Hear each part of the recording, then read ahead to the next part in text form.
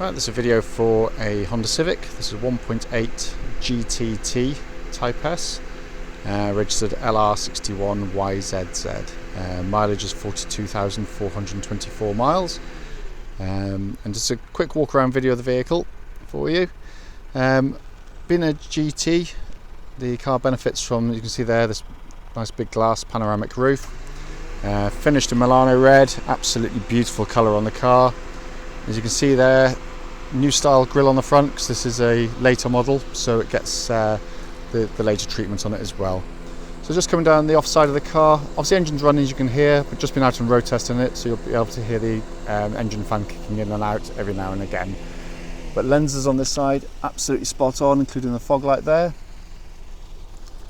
Offside front wing, just check there's a couple little marks, but I think they'll just polish out actually, in fact they probably will. Just a couple of very minor little brush marks on there.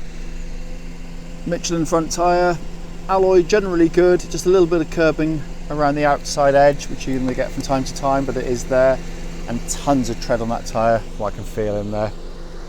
Coming down the flank of the car itself, all looks in very nice order. You are going to get the odd very minor mark. Obviously the car has done 40,000 miles, so it's going to be the odd minuscule one here and there, but they are few and far between. I can't see any indentations on the car at all. Rear tyre, again, loads of tread on there, and alloy again, just a bit of curbing around the outside edge, as with the front one there as well. Coming around the back of the car, they're really good looking cars, got a lovely stance about them. So obviously all colour coded on the plastic trims now, rather than kind of the black trims that they used to have on the other ones, which tended to fade and look quite a little bit grubby after a while. Coming to the back here, we've got a couple of little marks. Just see one there, and it looks like one's been touched in at some point previously there. That could just do with a little touch in there, but the whole point of this is to show you if there are any little marks on the car. Near side of the vehicle, again, generally good. Looks like it just do with a little bit of a body mop. It's got a couple of little light streak marks from sort of brush marks that you get. Alloy wheel there again, just a tiny bit of curbing on the outside. I don't know if you can see, they are very light, just a tiny little mark there, a couple of edge marks there, but just a good machine polish, which our chaps will do. We'll soon get rid of that. And then down, final wheel on the front there, again all in good order, just the usual curbing on the outside as with the others there as well. And finally, lenses on the front, completely unmarked, there's no cracks or damage on those at all. We're coming into the boot area now, absolutely huge boot on the Civics here. Generally in very good condition back here as well. So you've got your power outlet up there, 60/40 fold on the rear seats. The trim's all in nice order, and underneath here you've got this little hidden cubby hole, which you can obviously drop that down as well if you want to increase the depth of the boot area as well. That's coming inside the car now in a second. Just got the driver's door card here, all in very good condition. Obviously much higher quality trims on these later models as well. Driver's seat in very good condition, as is the rest of the interior of the car. Passenger side, again, really lovely condition. Seats absolutely spot on there, as is the door card on the far side. Above our head here, big panoramic even glass roof. Press a button there, so on a nice hot day or sunny day, we will get one, I promise you. Opens and shuts absolutely perfectly. Right, so inside the car now, just to show you, all in really lovely condition. All the plastics in excellent order here. Obviously GTT model, so there you are, you've got your big Sat-Nav system, fully operational. But the rest of the dashboard is in absolutely super condition, it really is. Just going to pan across for you. I'll just take the handbrake off just to show you that there are actually no warning lights on the vehicle at all. And to go in there, we've got 42,231 miles. So this was done just after, I've just done a brief road test of the vehicle as well. So you've got auto lights and auto wipers on here. Cruise control system, which is all fully functional, and again I'll just show that as working on the following road test as well. But all the switches are in really lovely condition in here. Fantastic dashboard design, it really is. 6-speed gearbox lever, but as I said, you know, It's a used car, but it's in lovely order inside here. Right, this is a road test for a Honda Civic, and this is a 1.8 GTT model, and it's registered LR61YZZ. Mileage at the start of this brief road test is 42,224 miles. The reason we do the road tests is basically we're now selling to customers to all over the near continent and the extremes of the UK, and we just feel it's right that if people are going to invest time, energy and money to come and see us, and then they get to see the car in operation prior to making that trip. That way I can obviously let them know, or let you know of any issues with the vehicle, should there be any. Also worth pointing out, the road tests are done on exactly the same roads as any customers take road tests on, so it should be representative of what you'll feel yourself when you come and drive the car, if obviously you're interested in buying the vehicle. What I try and do in the road test is do exactly the same as you do yourself, and kind of mimic that as best I possibly can. I always start the same way, start with the engine, obviously 1.8 Honda VTEC engine. Wonderful units, it really are. It's done no miles really. The engine starts absolutely first turn of the key, or press of the button in this case. Settles to a very quiet, very even, subdued idle. In fact, I'll just prove the point now, because it's going to come to a stop. So idle's absolutely perfect there. Clutch in, clutch out, there's no variation in that at all. That's more applicable to diesels, I guess, with dual mass flywheels, but just worth pointing out. There's no warning lights on the dashboard relating to the engine or anything else for that matter. Engine's really punchy. They've got a nice kind of rasp to it when you rev it, and obviously being a VTEC, you know, when you get up to the high revs, it gives that kind of lovely kind of crisp sort of yowl towards the end of its rev range. But just a very sweet, easy engine to live with. Fantastically reliable. We have virtually no problems with them at all. I mean, you know, I can't remember we've certainly had no major mechanical faults with any of them, and we've sold hundreds of them as well. But a great engine. Engine then drives through to the 6-speed gearbox. Classic Honda gearbox, just brilliant, and a real lesson to other manufacturers in how to get a cable gearbox to feel like a direct connection. It's the gear change itself is just so brilliantly defined. Synchro mesh, beautifully judged. There's not a hint of a crunch. There's no vagueness to it, which you get with a lot of cable operated gear changes.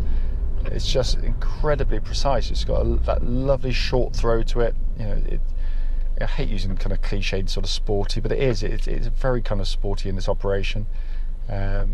But what's nice about it, even if you're rushing up and down the gears, you never feel as though you're kind of lost in the gearbox anywhere, or you might miss a gear change. It's just brilliantly done. And you know, as an example of one, you know, I can't detect anywhere in the linkage or the gear change itself.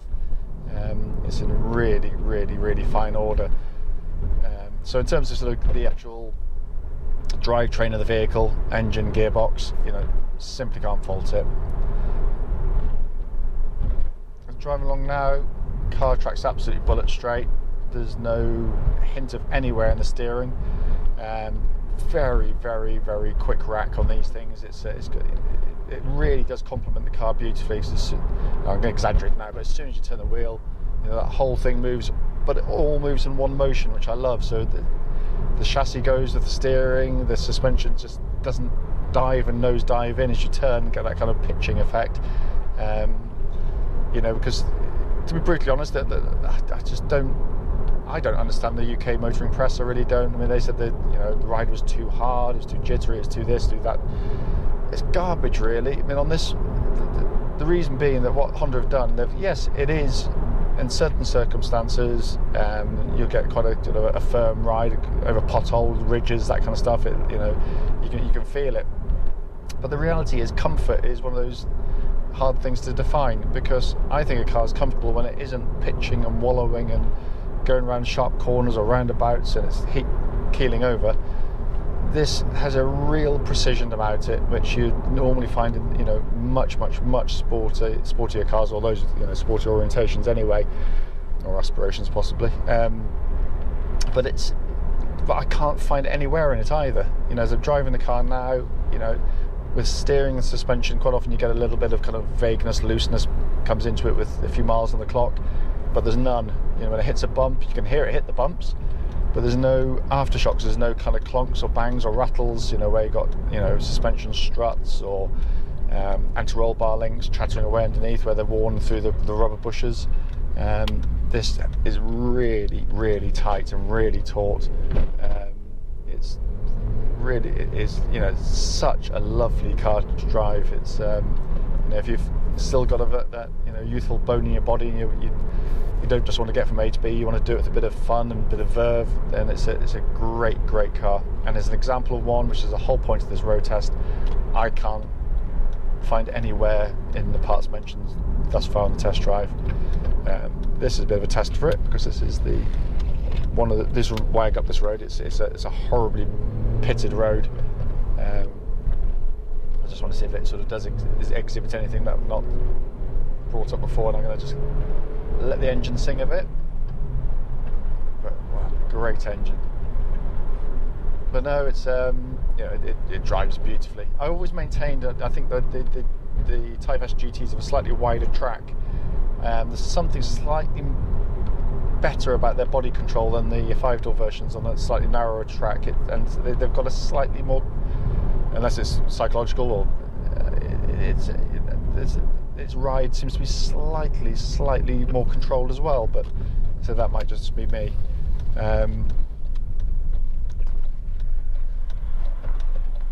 I'll come to the brakes in a second once I pull away. Obviously clutch is fine, you know, the clutch pedal itself, there's no noises from it, there's no squeaks or rumbles, certainly not a hint of any sort of slip, which you're not going to get in the petrols anyway, or not unless you've done loads of miles. What I will do though is just going to give the brakes a bit of a jab when I get up to speed now. So let's give it, yeah, nice strong brake pedal on the car. There's no pulsing or vibrations from there at all. So then on to the interior of the car. Really lovely condition. Now, for those that don't know, I'm sure you do, in 2009 Honda revised their cars. They put a little chrome strip under the grille of the cars. So it wasn't just aesthetics or, you know, trim stuff. There was other bits. They did mechanical refinements, but inside the car they did improve the quality of the plastics, and they changed quite a bit. So a lot of the plastics now have this sort of slightly more metallic sort of gunmetal look to the finish on there, and especially around the panels on here, they're far less scratch resistant than the earlier models. Around here, this part here kind of looks like sort of carbon fibre, but obviously it's plastic. That used to be a very shiny plastic, which looked very nice, but until you got your fingers on them, they're a bit like a sort of surface of a watch or a iPhone or something. They'd leave a few marks, and they could look a little bit tatty over the years, whereas this is far harder wearing as well. And being a GTT model, which is very rare indeed, so this now comes with a standard Sat-Nav system, and it's this big dominating screen down here, and it works brilliantly. It's very simple to use. The rest of the controls, beautifully made, fantastically manufactured, all work perfectly. Air conditioning is pumping out absolutely ice cold air, which I always check on road test. I'm also going to check the cruise control, which I'm just doing now for you. That works absolutely perfectly. It always does, but it's always worth checking. Check the wipers. Again, there's no smearing on there, so that's good. Bit of a pate to mine. And then I kind of leave the best to last, which, as far as I'm concerned, is by country mile, not only the most interesting, but the best dashboard in its class by a country mile. You couldn't be anything other than a Civic. It's not gimmicky. It absolutely works. So what we've got here is a 2-tier dashboard. Up high, you got your radio and ventilation information display up on the top left there. Directly in front of me, the best part of the dashboard as far as I'm concerned, which is this high up speedo. I'll come to the other bits in a minute. The whole point of it is as I'm staring at the car in front now, which I'm about to slow down for, I can still see my speed as clear as day at my peripheral vision, and it means that I'm not taking my eyes off the road to take in the information that most of us want most of the time, which is your speed. So, you know, to avoid sort of getting speeding tickets, or more importantly for safety reasons, adhering to speed limits. So you can just take that information absolutely instantaneously. It's a brilliant design. I absolutely love it. On these facelift models, you've also now got a the only thing I don't really like, I must admit, I don't know why I don't like it, but I just don't. You've got this little Rev Prompter, so you've got this little green light flashes when it says the engine's kind of happy to change up. I find it slightly annoying in all honesty, but it's there. It doesn't distract particularly, but it's that's the purpose of it. You've also got a little Rev warning lights up there, so a bit like a Formula 1 car. When you approach the red line of the car, it'll go from green to red, and it just says you're approaching the rev limiter, which means the engine will just sort of cut the fuel to stop you without damaging the engine. And then on the right hand side you've got an econometer, again just encourages economical driving.